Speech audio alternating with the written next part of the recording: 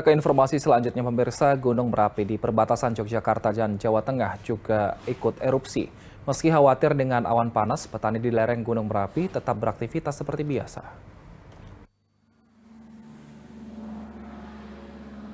Aktivitas Gunung Merapi yang berbatasan langsung dengan daerah istimewa Yogyakarta dan Kabupaten Klaten, Boyolali, dan Magelang, Jawa Tengah terus mengalami erupsi. Gunung Merapi mengeluarkan 3 kali awan panas guguran pada Kamis sore. Jarak luncur awan panas guguran terpantau maksimal 1.500 meter. Kini Gunung Merapi masuk pada level 3 siaga. Warga dihimbau tidak melakukan aktivitas di radius 3 km dari puncak Merapi. Meski sering mengalami guguran awan panas, aktivitas para petani di lereng Gunung Merapi, Kecamatan Selo, Boyolali, Jawa Tengah masih berjalan seperti biasa. Namun warga juga was-was jika Merapi tiba-tiba erupsi. Agak khawatir Pak, nanti kalau besaran ini kan ya, kalau jalan kan jauh gitu, kalau lari-lari itu yang cari yang aman jauh Pak. Ya biasa, tapi takut kalau kalau bagaimana ya, ada abunya itu takut Mbak, gunung-gunung. Sampai dengan saat ini, Balai Penyelidikan dan Pengembangan Teknologi Kebencanaan Geologi atau BPPTKG masih menetapkan status aktivitas Gunung Merapi pada level siaga.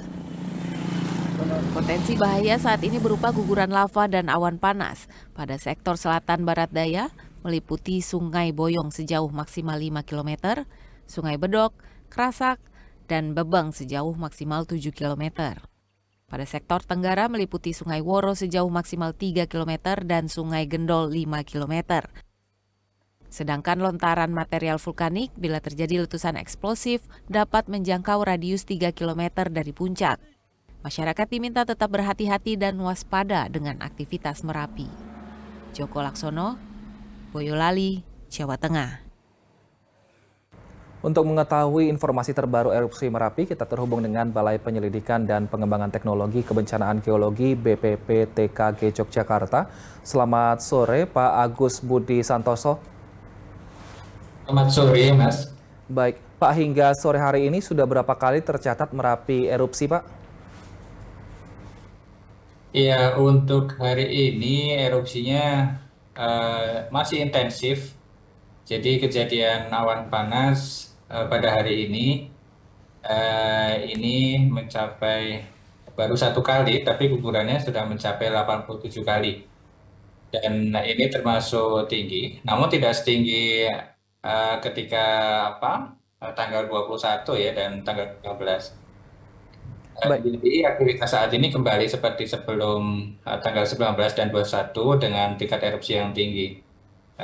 Namun tidak terjadi awan panas yang besar. Baik, kalau prediksi dari BPPTKG seperti ini, Pak, apakah ada prediksi mengenai peningkatan aktivitas Merapi? Ya, untuk prediksi, jadi prediksi ini tercakup dalam rekomendasi bahaya yang kami sampaikan kepada masyarakat maupun pemerintah daerah, di mana ada tingkat aktivitas yaitu siaga dan kemudian potensi bahayanya saat ini yang tadi seperti disampaikan, sehingga itu yang perlu diantisipasi oleh masyarakat. Adapun kejadian awan panas kecil yang seperti terjadi kemarin itu memang waktu kejadiannya sulit untuk diperkirakan. Namun masyarakat tidak perlu khawatir karena jarak luncur dari awan panas yang kapanpun itu akan terjadi itu akan berada di daerah potensi bahaya yang sudah ditetapkan. Dan itu di luar pemukiman penduduk saat ini. Baik, artinya untuk meningkatkan status Merapi juga saat ini masih belum akan terjadi seperti itu ya, Pak?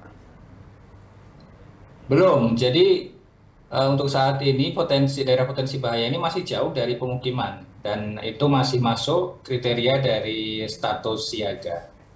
Walaupun nanti ketika ternyata erupsinya berkembang kemudian daerah potensi bahaya meluas ke arah pemukiman penduduk, itu baru status aktivitasnya akan kita evaluasi menjadi awas seperti itu. Baik, tapi sejauh ini dampaknya kepada warga, entah itu permukiman atau juga lahan-lahan pertanian warga, apakah sudah dirasakan, Pak?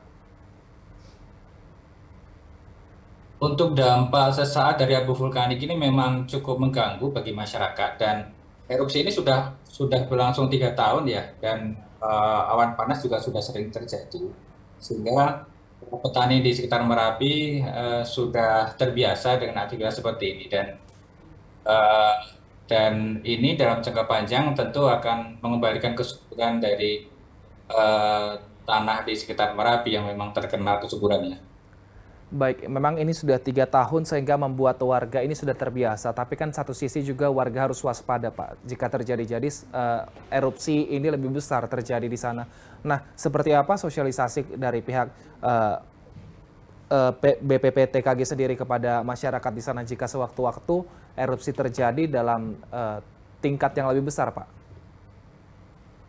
Baik, jadi pemerintah daerah dan BPTKG selalu berkoordinasi ya terkait dengan bagaimana memastikan masyarakat ini eh, tangguh ya menghadapi kemungkinan bencana di Gunung Merapi. Sehingga pelatihan-pelatihan terus dilakukan dan kami sering menghasung kepada masyarakat dan pemerintah daerah bahwa erupsi yang panjang ini dan belum sampai kepada pemukiman penduduk. Ini memberi awareness kepada masyarakat dan sekaligus memberi waktu untuk masyarakat meningkatkan kesiapsiagaan mereka. Keharapan kami dengan waktu yang diberikan ini masyarakat semakin siap dan kuncinya adalah waktu. Waktu untuk melakukan evakuasi. Jadi kami sering menyampaikan kepada masyarakat ketika melakukan simulasi kebencanaan, ukurannya adalah bahwa mereka harus lebih cepat melakukan evakuasi daripada simulasi yang dilakukan sebelum-sebelumnya. Baik, kita harapkan semoga warga di sana juga tetap waspada sehingga jika sewaktu-waktu terjadi erupsi dalam skala besar, warga tahu harus bertindak seperti apa. Terima kasih Pak Agus Budi Santoso, Kepala Balai Penyelidikan dan Pengembangan Teknologi Kebencanaan Geologi BPPTKG Yogyakarta. Selamat sore, Pak. Selamat sore, Mas.